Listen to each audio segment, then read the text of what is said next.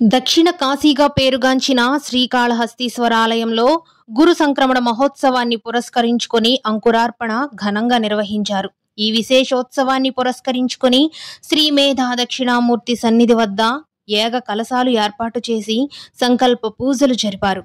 ఈ కార్యక్రమంలో దేవస్థానం ప్రధాన అర్చకులు కరుణాకరన్ గురుకుల్, టెంపుల్ ఇన్స్పెక్టర్ హరియాదవ్, దేవస్థానం పురోహితులు, అర్చకులు, సిబ్బంది మరియు భక్తులు పాల్గొన్నారు.